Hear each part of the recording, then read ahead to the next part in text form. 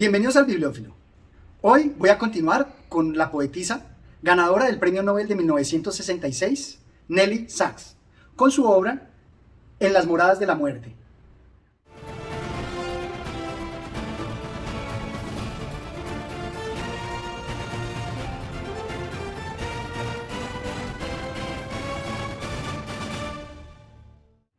Esta escritora alemana de origen judío nos va a presentar una obra que entraña enormemente sentimientos de tristeza, obviamente por lo que sucedió en la Segunda Guerra Mundial.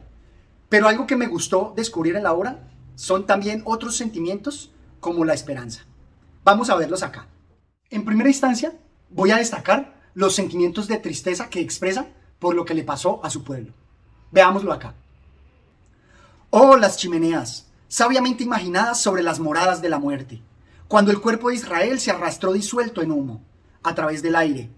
Como a desollinador lo concibió una estrella que ennegreció. ¿O fue un rayo de sol? Oh chimeneas, caminos de libertad para el polvo de Jeremías y Job. ¿Quién os imaginó y construyó piedra a piedra con humo el camino para fugitivos? Me gusta ese sentimiento porque muestra la tragedia de los hornos de cremación, cómo el pueblo se hace humo y cómo a este pueblo torturado solamente les quedó el camino de la muerte para sustraerse al dolor. Oh, el camino para fugitivos. Oh, chimeneas. Esa interjección, ese oh lleno de tristeza. Y luego dice, oh chimeneas, oh dedos y cuerpo de Israel en humo a través del aire. Me gusta mucho la simbología que trata con el humo, no solamente por la cremación, sino también porque en ese humo es disolver ese pueblo, borrarlo definitivamente. Que unido a este otro poema, creo que lo que trata de hacer es sustentarlo, dejar algo un poco más firme como las piedras en el recuerdo, para que no seamos el olvido que seremos. Aquí se nos representa así. ¿Quién vació la arena de vuestros zapatos cuando debíais levantaros de la muerte? La arena, la que Israel se llevó a casa, su arena errante. Y más adelante, oh vosotros dedos, que vaciasteis la arena de los zapatos de los muertos, mañana seréis polvo vosotros en los zapatos de los que han de venir. Y me gusta esa imagen porque nos resalta que así como sucedió con el pueblo de Israel, puede suceder con cualquier otro. Y así el genocidio podría pasar de un pueblo a otro, como ha pasado en Colombia. Y que si nos hacemos indiferentes, tarde o temprano va a llegar ese exterminio a nosotros, donde también van a vaciar nuestros zapatos de la arena, donde se va a eliminar nuestras experiencias, donde van a borrar nuestras huellas y no va a quedar nada de nosotros. Vaciar la arena de los zapatos. Esa imagen me parece evocadora de ese exterminio, de esa desaparición. Pero también está la piedra, como esa imagen de lo perdurable en esta siguiente imagen. Nosotros, piedras, si uno nos alza, alza tiempos primitivos hacia lo alto. Si uno nos alza, alza el jardín Edén hacia lo alto. Si uno nos alza, alza el conocimiento de Adán y Eva hacia lo alto. Y la seducción mordiendo polvo de la serpiente. Si uno nos alza, alza él billones de recuerdos en su mano, que no se diluyen en sangre como la noche. Entonces somos piedras memoriales, abrazando todas las muertes. Un saco lleno de vida vivida somos. Quien nos alza, alza las fosas endurecidas de la tierra. Me gusta este pasaje porque muestra todo el poder que tiene la piedra para permanecer, para hacerse memorable, memoriales, dice. Y también me gusta que las piedras representan la vida vivida, llenas de esas experiencias. Y así son las lápidas, representan toda nuestra vida y dejan para la posteridad nuestro paso por el mundo. Me gusta eso porque también con esas piedras se alza. Y ese alzar es todo el recuerdo. También resalto aquí la imagen de la noche, que nos va a presentar como ese cómplice. La noche como un cómplice, pero aquí está el dolor, porque ese cómplice, que algunas veces es para cosas buenas, como el amor, aquí se nos va a presentar para las cosas malas, para la tragedia. Veámoslo acá. Noche, noche, Una vez tú fuiste del secreto novia, adornada de lilas de sombra. En tu oscuro vaso centelleó la fata morgana de los ansiosos, y el amor hubo colocado su rosa de mañana por ti para florecer. Una vez fuiste de las pinturas del sueño, espejo puesto y boca de oráculo.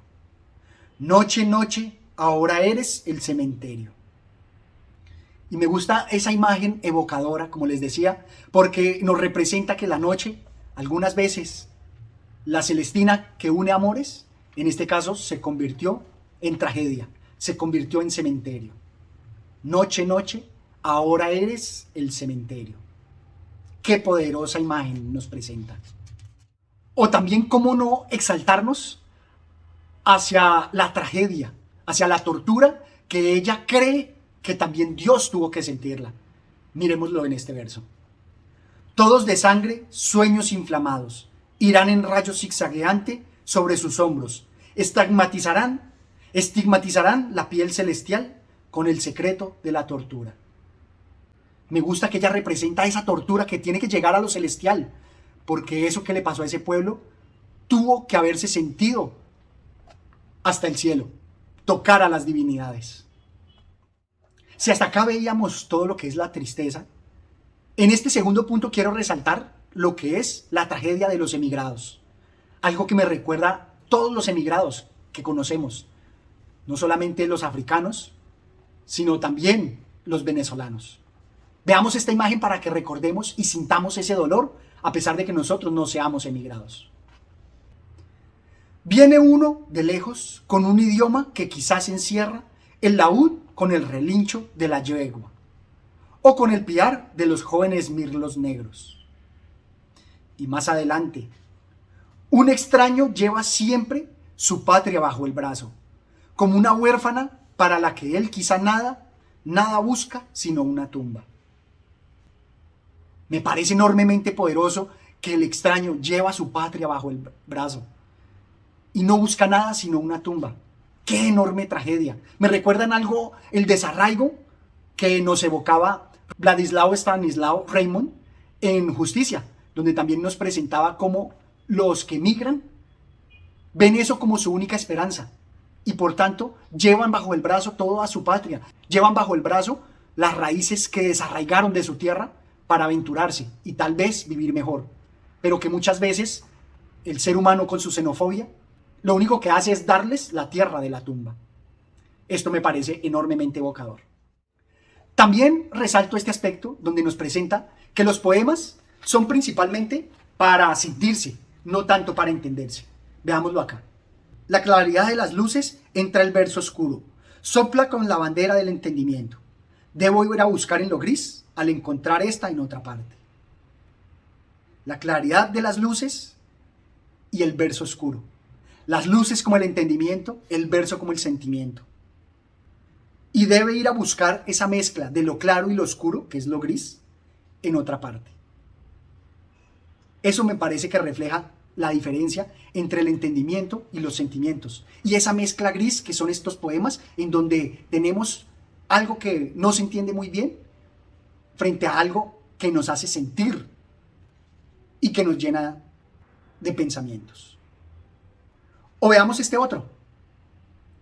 Solo el morir les extrae el llanto de la verdad, esas rimas de la negrura de la noche, esos ejercicios de lengua, al final el tono del órgano. Y es que me parece que trata aquí de decir que a pesar de que teoricemos y veamos conceptos de la muerte, al final suena el órgano, al final queda el dolor, al final queda el sentimiento a pesar de todas las ideas. Porque extrae el llanto de la verdad. La verdad es ese sentimiento, no la teoría. Y también en sus poemas nos trae la relación entre lo que es el tiempo y la eternidad. Me gusta mucho este verso siguiente. ¿Qué es eso? El instante de abandono del cual el tiempo se suprime, asesinado de eternidad. ¿Qué es eso? Sueño y morir no tienen atributos. Normalmente en la literatura se habla de la igualdad que hay entre el sueño y el morir. Pero me gusta que ella habla aquí de esa nada, de ese nihilismo lleno de la tristeza por el exterminio seguramente. Y nos va a mostrar aquí esa desesperanza en donde el sueño y el morir no tienen atributos, es la nada absoluta, no queda nada. Y por tanto me gusta esta imagen donde dice que el tiempo se suprime, tanto la muerte como la eternidad es una gran nada. Y precisamente nos dice asesinado de eternidad, como esa eternidad, pero de nada, de vacío. Eso me parece enormemente evocador. O este otro verso que me parece de gran profundidad, porque enmarca lo que son nuestros miedos, nuestras frustraciones. Dice así: uno es conducido con las señas de su miedo a través del muro de las lamentaciones. Me parece muy cierto porque muchas veces cargamos nuestro miedo y es lo que nos conduce a nuestras particulares y propias tragedias. Nos invita a dejar el miedo atrás, a no dejarnos señalar por nuestros miedos. Que nuestros miedos no nos definan, nosotros hacernos mejores. Y esto me lleva ya a otros poemas donde nos resalta un poco mejor lo que es la esperanza. No solamente la tristeza de lo que vivió, sino la esperanza. Veámoslo en estos pasajes. Cuando cada uno se evaporó en su secreto y todo está hecho doblemente, el nacimiento canta a las alturas todas las escalas de Jacob del órgano de la muerte. Entonces, un bello relámpago enciende el tiempo. Y encender ese tiempo es volver a renacer. Nos dice aquí, a pesar de la muerte, del órgano de la muerte, luego viene la luz de la esperanza. O este otro: en las fronteras de nuestra piel, palpando los muertos, en el estremecimiento de los nacimientos, festejando resurrección. Llamados en silencio, se embarcan divinidades. Nos muestra que luego de la muerte se embarcan las divinidades. ¿Para qué? Para unos nacimientos, para unos renaceres. Y es que en sus poemas tenemos un poemario que dice: aún festeja la muerte la vida. Esto me parece muy importante. Aún festeja la muerte la vida en ti, loca en la espiral de la prisa, cada paso más alejado de las horas infantiles, y más serenamente cercano al viento, los cuervos de la ansiedad. Aún festeja la muerte la vida en ti. Creo que ella trata de resaltar que la muerte busca nuestra vitalidad, se alimenta de ello. Y para destacar aún más la esperanza, veamos esto. Rumiando el tiempo, en el ámbar de tu cara, se acerca en llamas la tormenta de la noche, pero el arco iris enjaeza ya sus colores en la profunda banda del consuelo. El arco iris como símbolo de esa esperanza, lleno de colores. ¿Para qué? Para con ese colorido darnos esperanza. Esto es todo cuanto tenía por compartir con ustedes. Espero que se animen a leer los poemas de esta gran escritora, Nelly Sachs, y hasta una próxima oportunidad. Gracias.